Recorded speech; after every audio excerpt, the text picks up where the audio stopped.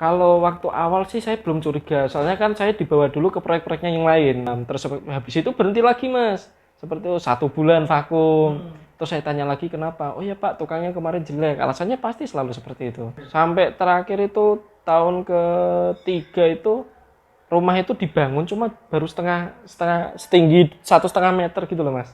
Cuma kayak gitu. Nah, terus terbengkalai. Sampai 3 bulan habis mas, unit belum selesai juga. Masih seperti itu juga. Kan berdasarkan surat perjanjian yang dia ingkari itu bisa nggak nih dibawa ke ranah hukum. Kesepakatan pokoknya nanti setelah bapak dapat uang, saya orang pertama yang transfer. Ternyata dari sana mas, masalah lain itu bener timbul mas. Apa itu? Ternyata sertifikatnya.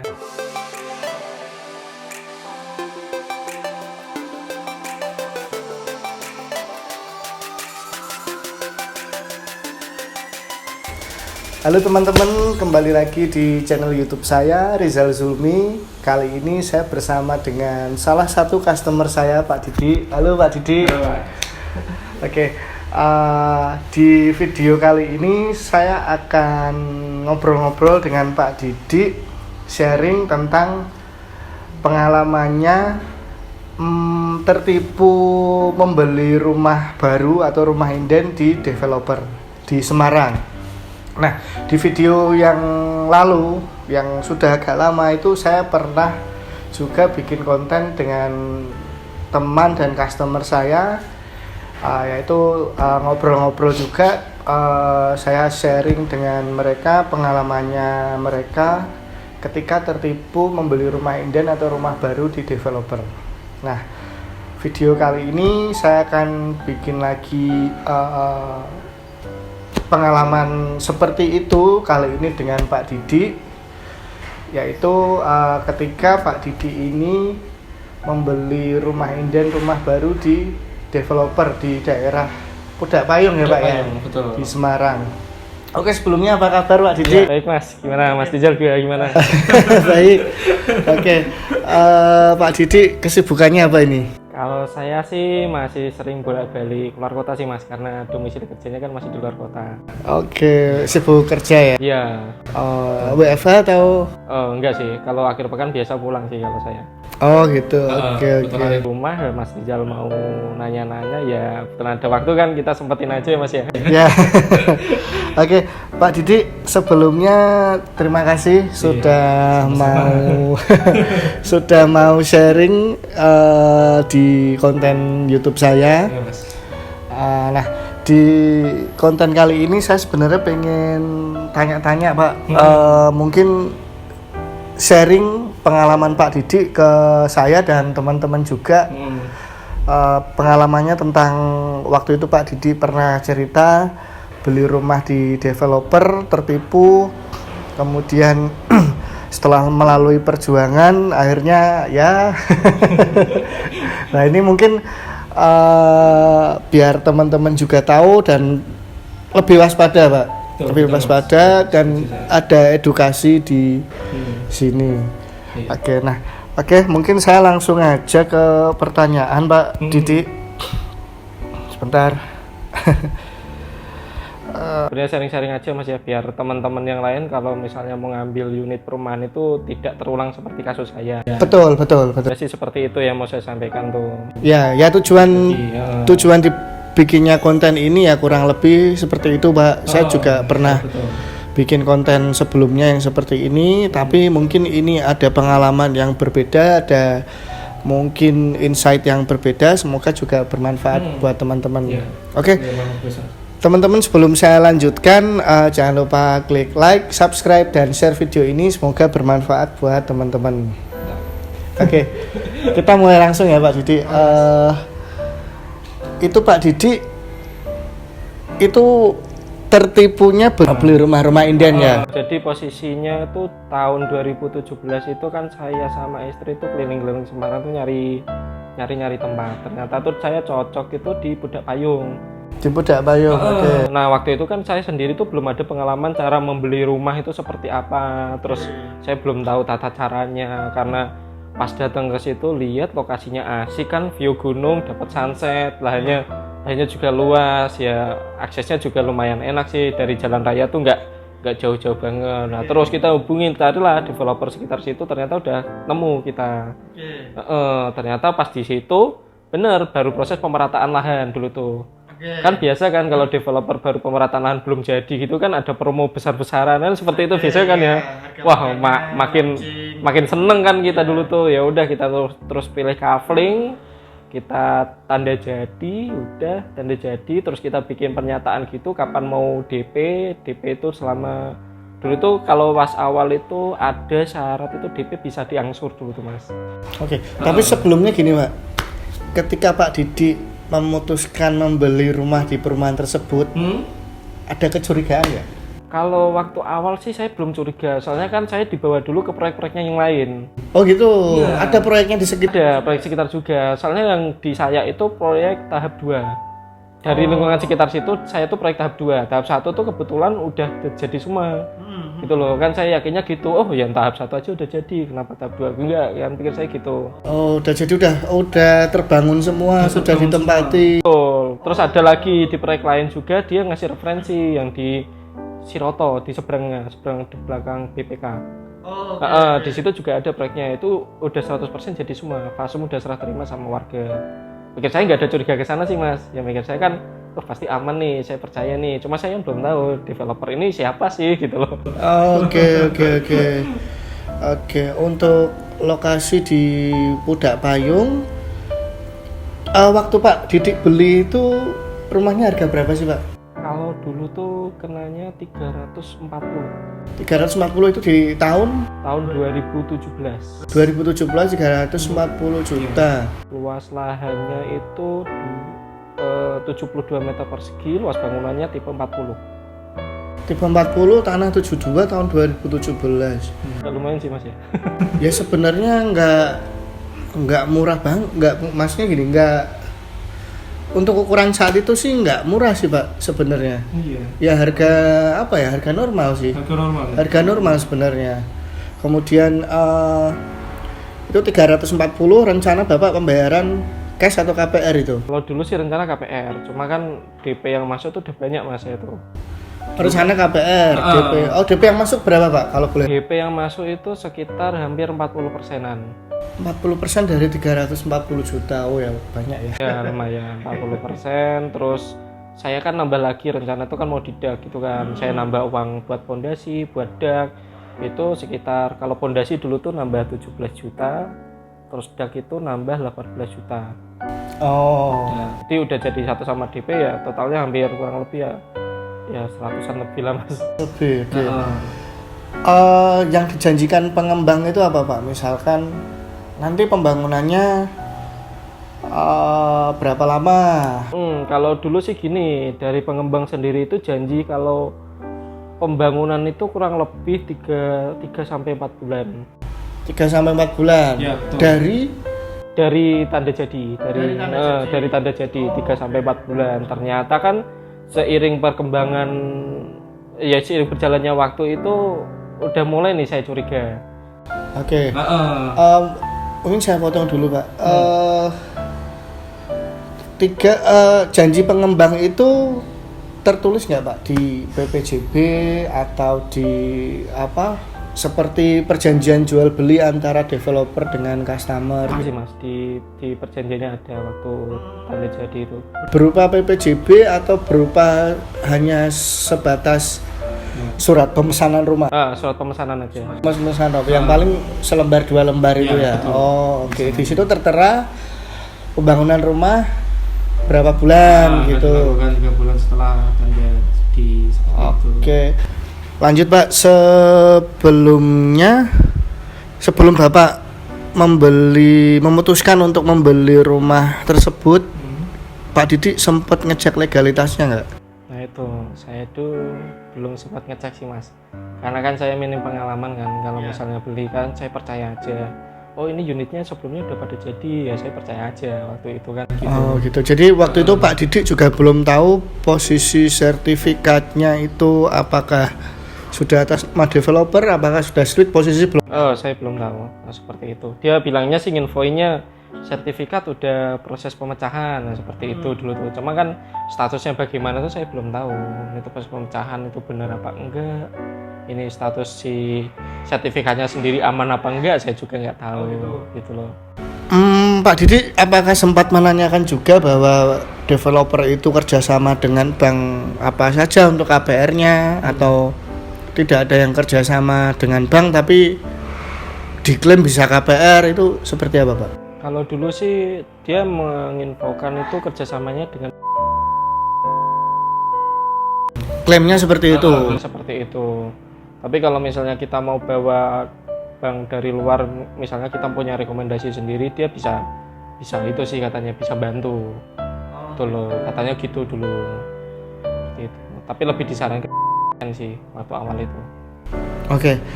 Ini mungkin langsung ke kronologinya Pak. Cerita secara detail kejadian awal mulanya sampai Bapak terakhir dapat pengembalian ya kalau nggak salah, itu seperti apa Pak? Jadi gitu Mas, waktu saya curiganya tuh waktu mulai proses pembangunan itu dia biasa janji, oh ya Pak kita mulai pembangunan minggu depan, misalnya minggu depan kan. Singkat cerita Bapak cari rumah nih, akhirnya ketemu di situ, di Pudak Payung situ, di perumahan itu, terus akhirnya Bapak tanda jadi nih. Jadi kemudian seperti apa Pak? Ya itu, dia sanggup waktu mulai pembangunan itu kan dia menyanggupi kan beberapa bulan kan. Misalnya dia waktu itu tuh karena proses pemerataan lahannya itu belum selesai, dia janji itu bulan depan udah mulai pelaksanaan.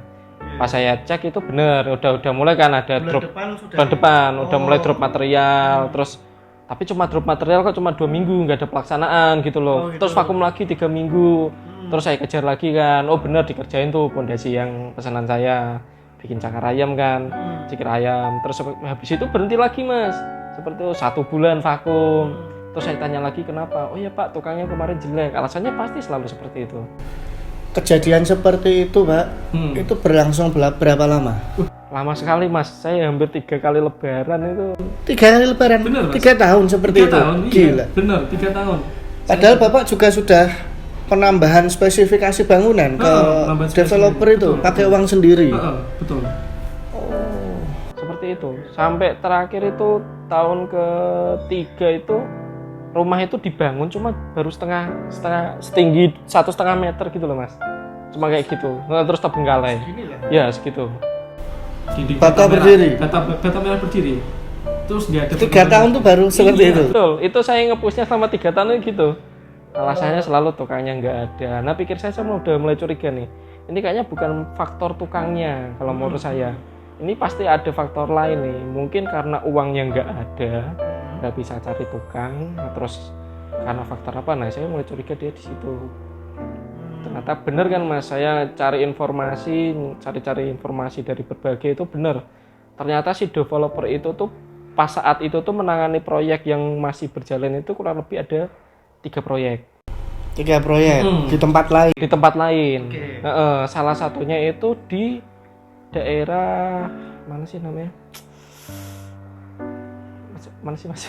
Mijen ya? Mijen. daerah Mijen. Oh ada juga di Mijen dia. Oke. Kalau nggak salah di Mijen tuh ada 1, terus ada lagi itu di Salatiga juga ada.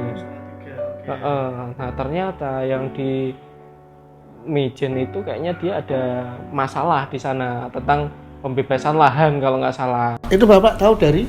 Saya informasi dari sesama konsumen. Oh gitu, ada customer lain yang juga mungkin senasib dengan Pak Didi. Betul. Cerita. Terus? Tuh, ternyata itu di sana tanyanya sengketa, jadi uangnya tuh larinya ke sana semua. Yang sana sengketa. Sana, jadi yang punya kita terbengkalai. Tapi saat ini malah 3 proyeknya nggak jalan semua. Sekarang. Sekarang. Oke, 3-3-nya nggak jalan proyeknya. Terus Pak? Ya mulai curiga nih Mas, saya mulai cari informasi dari berbagai sumber. Ternyata kan setelah dapat masukan dari teman-teman, terus dari keluarga, akhirnya tuh saya mulai menelisik. Pertama legalitas. Nah legalitas pertama saya tanyakan itu sertifikat ini statusnya gimana? saya bener-bener terus itu Mas, ketemu lah sama si ketua developernya itu. Setelah sekian perjuangan tuh baru ketemu sama ownernya. Sama si ownernya itu. Jelasin. Ternyata sertifikatnya baru proses pemecahan. Terus saya mulai bingung nih mas, uang saya yang masuk kan ibaratnya uang masuk nggak ada ikatan apa-apa kan, saya agak ngeri-ngeri sedep ya. Terus saya punya inisiatif bikin perjanjian jual beli Di depan notaris. nggak di depan notaris saat itu, saat perjanjian antar saya sama si developer. Soalnya kan dari developer sendiri kan nggak ngasih perjanjian seperti itu di atas materi dan sebagainya, tuh nggak ada, cuma pemesanan unit aja sih ya. Nah saya mulai berpikiran ke sana, saya bikin pasal-pasalnya, pasal 1, pasal 2, pasal 3. Terus sampai yang terakhir itu sesuai kesepakatan itu bakal dipenuhin dalam 3 bulan itu selesai 100%. Apa itu? Si pembangunan Pembangunan akan diselesaikan dalam 3 bulan setelah perjanjian itu. setelah perjanjian ditandatangani, kan kita perjanjian ditangani dalam 2 belah pihak sama saksi-saksi gitu ya. Terus tadi ada pasal yang menyebutkan kalau misalnya si developer mengingkari harus memberikan kompensasi. Terus saya tanyain dulu tuh, kompensasinya mau berapa mas? Saya bilang gitu. Dia nyebutin 1/4 pak. 1/4 dari apa? Dari uang bapak yang udah masuk ke kita. Dibayarnya per apa? 1/4 per apa? Per minggu? Per hari? Wah, saya makin tambah seneng kan. Wah, berarti malah tambah seneng. Dia berarti ada niatan gitu loh. Karena dendanya mungkin besar, dia ada terpacu buat membangun gitu loh. Udah tanda tangannya udah selesai. Saya pantau tuh 3 bulan. Dari 2 minggu pertama nggak ada progres. Saya nanya, nggak ada progres, kompensasinya mana gitu kan? Ini kan udah masuk lewat kompensasi. Iya pak, belum ada dana pak, katanya gitu kan. Terus pas ada, saya kuper terus mas, ada dana ditransfer 1 juta, transfer 2 juta kayak gitu loh. Ini buat kompensasi pak, katanya. Sampai 3 bulan habis mas, unit belum selesai juga. Masih seperti itu juga. Sama pak, nggak ada perubahan apa pak? Nggak ada. Setelah 3 tahun, 3 bulan lagi. Nggak ada. Wah, saya mulai cari cara nih, kalau gini mending uang balik aja. Sesuai perjanjian kan ada, kalau misalnya 3 bulan nggak ada, uang balik gitu loh. Itu kan perjanjiannya ada. Loh ini kok makin tambah ke sini kok tambah ribet ya, pikir saya tuh. Saya mulai cari info tuh, alamat rumahnya di mana. Di kantor udah jarang banget bisa ditemuin si ownernya tuh. Saya mulai cari info. Oh, berdasarkan surat perjanjian kan ada alamat rumah tuh. Saya cari ke sana, ke rumahnya di daerah sana sih. Daerah mana sih namanya? Kendal ya, daerah Kendal. Nanya-nanya ketemu lah. Wah, non sewu ya mas. Di sana kondisinya tuh lo jauh dari yang saya bayangkan, benar. Iya, jauh. Biasanya ketemu klien kan si ownernya pakai pajero ya.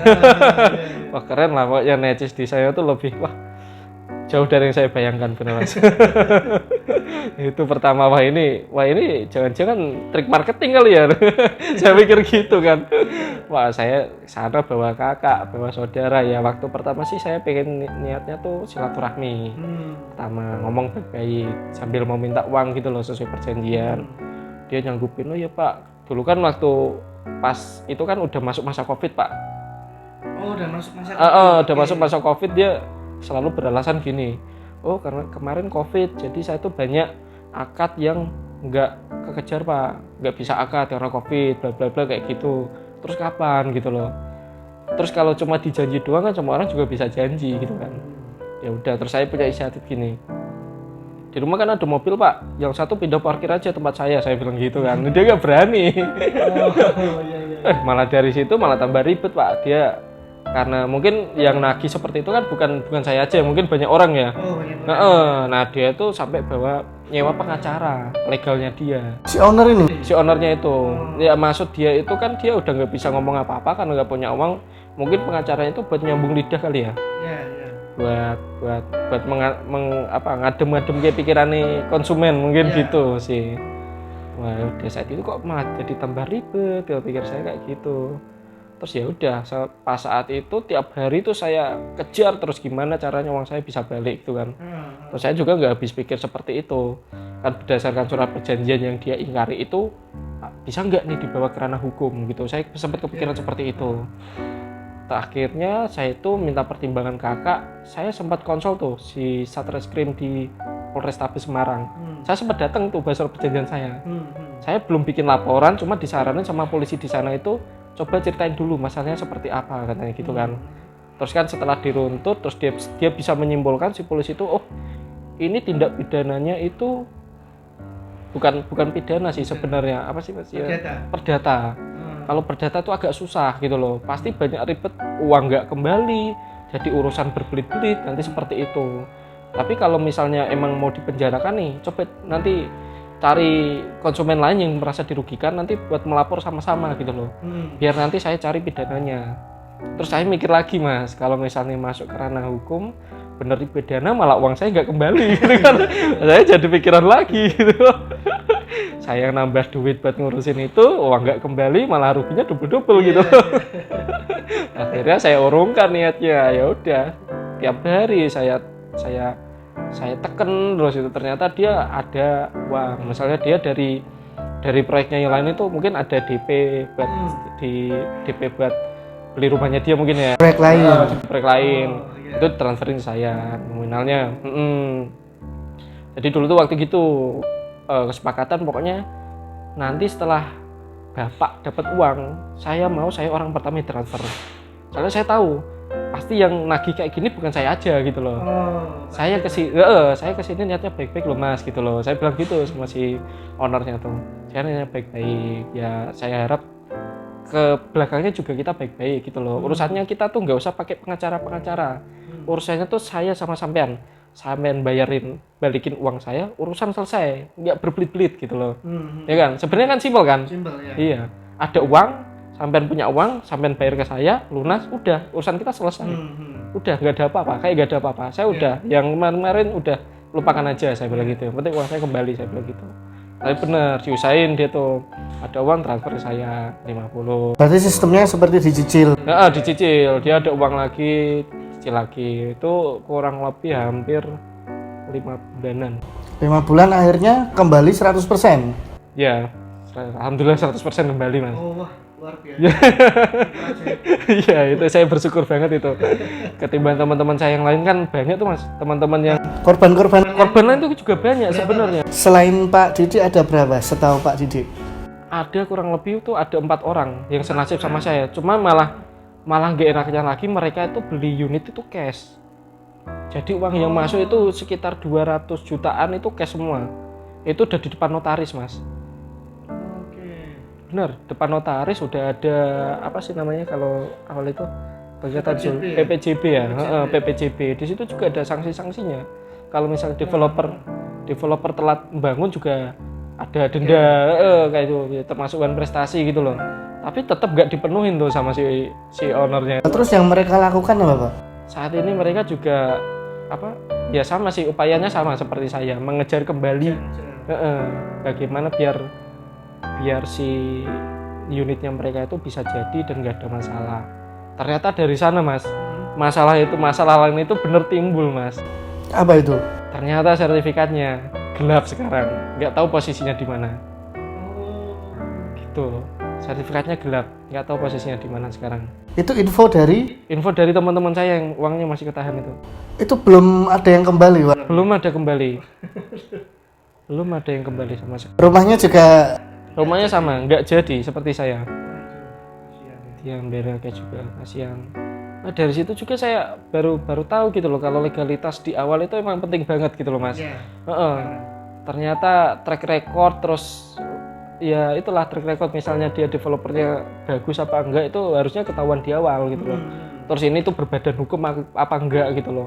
Ternyata yang developer saya ini nggak berbadan hukum. nggak berbadan hukum. Pribadi dia. Dia kerja sama orang lain jual lahan, kayak gitulah sistemnya. Bingung kita juga gitu loh. Tapi kalau dari cerita Pak Didik bisa saya simpulkan bahwa punya proyek terdahulu, maksudnya punya proyek sebelumnya yang sudah jadi ternyata nggak jaminan juga. Nggak jaminan juga, betul. Nggak jaminan juga, tergantung keuangan sih kayaknya sebenarnya tuh. Betul. Jaminan juga. Ya. Tapi yang pengen saya tahu, proyek sebelumnya itu nggak ada masalah Pak? Saya kira nggak ada masalah Mas Dion. Kalau yang seperti unit saya itu kan saya tahap 2. Tahap 1 sebagian itu masih ada yang belum clear. Belum clear dalam arti? Belum clear mungkin dalam masalah sertifikat kali ya. Oh, gitu. Sertifikat. Tapi kalau bangunan sih rata-rata udah kebangun semua. Udah kebangun semua. Sertifikat mungkin. Mungkin nunggu split kaflingnya. Split kafling atau apa saya juga kurang tahu sih soalnya. Betul. seperti itu sih. Oke, jadi yang Pak Didik lakukan setelah tahu Pak Didik mungkin wah ini nggak beres nih, kejar terus ya tiap hari, kejar terus sampai ke rumahnya, Sampai ke rumah. kaki alhamdulillah kembali. Bisa balik. Oke, berarti modelnya developernya itu ada penjualan di proyek lain, uangnya untuk nutup Pak Didik dulu, berarti gali lubang tutup lubang ya. Seperti itu mas. Nah, saya nggak mau tahu lah gimana caranya dia dapetin, yang penting mas saya balik gitu loh. Tanggung jawabnya dia kan sama saya. Nah, kalau setahu Pak Didik, masalah yang dihadapi pengembang itu sampai dia nggak bisa membereskan kewajibannya itu apa Pak? Setahu Pak Didik? Ya itu sih mas. Kalau saya sendiri kan basicnya emang dari orang proyek ya mas ya. Ya kalau proyek itu kurang lebih saya tahu pasti kalau ada uang itu kerjaan pasti jalan. Nggak ada uang kerjaan nggak bakal jalan gitu loh.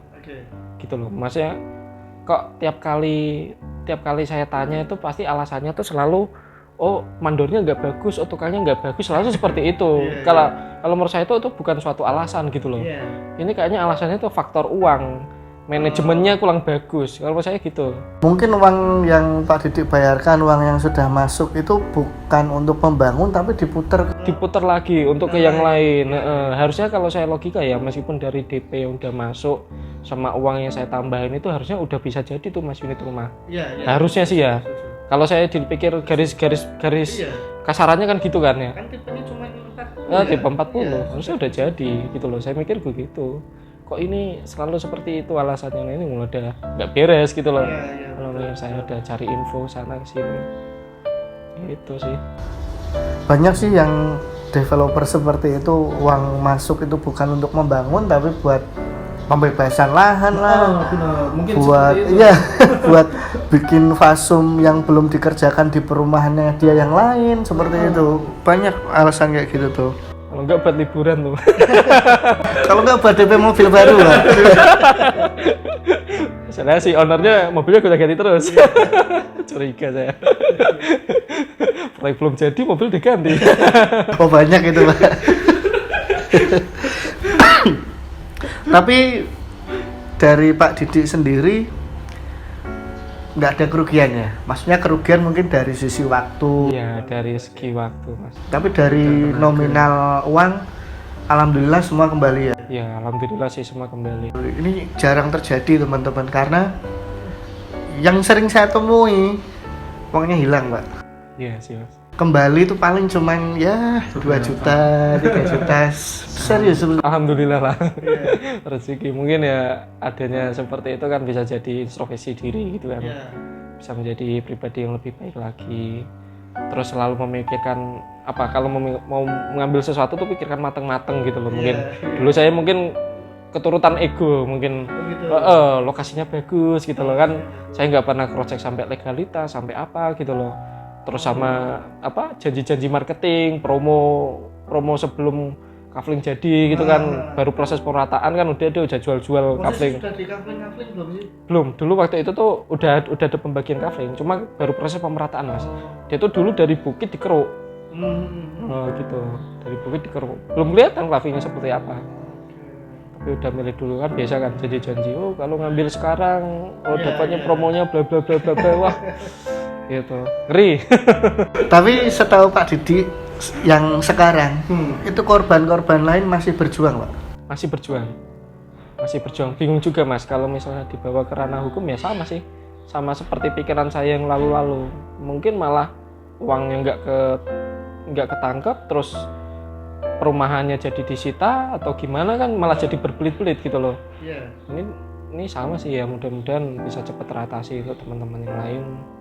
Dan mudah-mudahan juga nggak ada korban lain gitu loh kan, adanya sharing seperti ini kan bisa jadi pembelajaran buat yang lainnya. Betul. Misalnya lebih berhati-hati lagi gitu loh. Tapi ada nggak Pak satu rumah aja yang beres itu, baik dari pembangunan rumahnya 100% jadi dan legalitasnya jadi, ada nggak satu pun di situ? Kalau di tahap 1 mungkin ada. Tapi di tahap 2 semua bermasalah. Semua bermasalah. Tahap 1 mungkin ada. Yang sudah beli berapa Pak? Setahu Bapak? Dari 40 itu kurang lebih udah separuh sih mas, udah 20-an. Berarti korbannya Banyak sih sebenarnya, cuma yang saya tahu yang muncul itu yang bisa menampakkan diri itu ya menampakkan diri. Maksudnya yang saya tahu itu kan ya teman-teman ya cuma beberapa sih, cuma ada 4-5 orang yang sedang berjuang bersama gitu loh. Kalau yang barengan sama saya itu statusnya malah kebanyakan udah pada cash gitu loh, udah di notaris. Cuma yang salahnya waktu saya tanya teman itu, waktu PPJB itu saya tanya, dulu waktu di notaris Bapak tahu nggak posisi sertifikat itu benar ada di notaris atau enggak gitu loh. Saya cuma dikasih fotokopian katanya, tapi si Pak notarisnya itu sendiri bilang gini, oh iya saya menyaksikan sertifikat itu ada di saya gitu, tapi nggak pernah dikasih lihat gitu loh mas. Gitu. Itu kan sebenarnya juga kesalahan sih ya kalau menurut saya. ya minimal kalau memang sedang diuruskan Pak biasanya bisa menunjukkan yang namanya cover note. Iya betul sih. Atau siapa tahu ini pindah tangan gitu atau Siapa tahu diagunkan. di sekolahin biar pinter. Ini bahaya nih kayak gini. Tapi setahu Pak Didi sampai sekarang owner developer tersebut masih beroperasi nggak? Kayaknya udah nggak operasi mas, nggak percaya tuh. Udah nggak beroperasi sekarang. Dia sekarang itu kalau semua proyek di Semarang itu dia udah nggak ada, udah nggak kelihatan lah. Oh, setahu Pak Didi udah nggak ada. Setahu saya. Tapi dia tuh lagi ngejar-ngejar yang proyek di luar Semarang yang di Salatiga itu. Oh, ngerjain di luar Semarang. Mungkin buat nutupin nanti yang di Semarang. Mungkin bisa gitu. Iya, Mungkin iya, karena iya. kebanyakan korban di Semarang kan udah tahu semua kalau. Iya, iya. Tuh, Oh. kayaknya ya mas. Terus sekarang juga penampilannya agak berubah. Ya berubah sih. Dari yang sebelumnya naik Pajero sekarang ganti naik Avanza mobil second, saya dapat info seperti itu. Oh, iya. Tapi juga banyak sih orang yang mikirnya kayak saya gitu loh. Bilangnya nggak punya uang mobil gonta-ganti. Iya. Nah, ini bensinnya gede. Iya. Oke, mungkin tips dari Pak Didi atau pesan-pesan Pak Didi buat teman-teman yang mau cari rumah inden biar nggak ketipu, biar nggak dikadalin pengembang itu seperti apa? Mungkin biar teman-teman lebih waspada. Kalau menurut saya sih ya gini sih, saran buat teman-teman biar nggak terulang kembali kejadian seperti yang saya alami itu, yang pertama kalau mau nyari perumahan cek legalitas. Kalau misalnya bener legalitasnya aman, kalau nggak gini aja deh, kalau misalnya dia nunjukin dia menjual kafe kayak gini kan, oh legalitas gimana? Dia bilang aman. Kalau bilang aman tanya lagi, amannya gimana gitu loh. Udah di notaris atau gimana, proses pemecahan di mana gitu. Cari tahu sendiri aja enggak masalah kan, seperti itu sih. Harusnya kalau dia jujur kan enggak masalah Mas ya. Iya, betul, betul. Misalnya proses pemecahan di notaris ini, datengin aja notaris. Iya, betul. Enggak masalah sih seperti itu.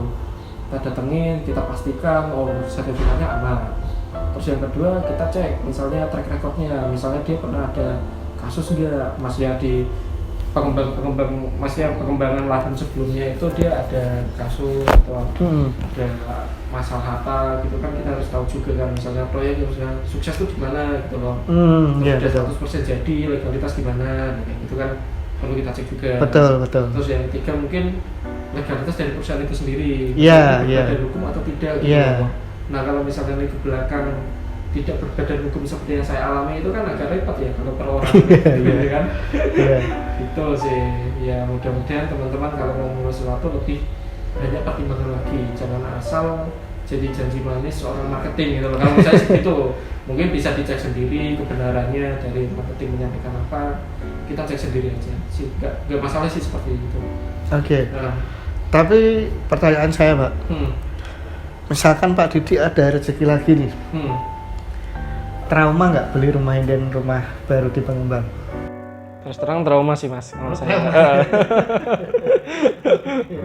Sekarang sih kalau menurut saya sih mending emang nyata ada aja lah, kita beli rumah second nggak masalah sih, daripada unit baru tapi beribet. Tapi setahu saya sih emang gitu, kalau kita beli unit baru belum tentu proses pemecahan sertifikat itu bisa beres 1 bulan 2 bulan gitu loh. Iya kan? Iya kan, masih kita nunggu lagi, butuh waktu lagi. Bener, unitnya rumahnya baru gitu loh. Ya nggak masalah sih kalau misalnya ya kalau saya pribadi sih mending gitu, beli rumah second ya udah kita renovasi sendiri nggak masalah. gitu. Yang penting udah ada sertifikat jelas gitu kan. Iya. Tinggal urusan saya sama si jual, nggak usah ada lagi bla bla bla dan seperti itu.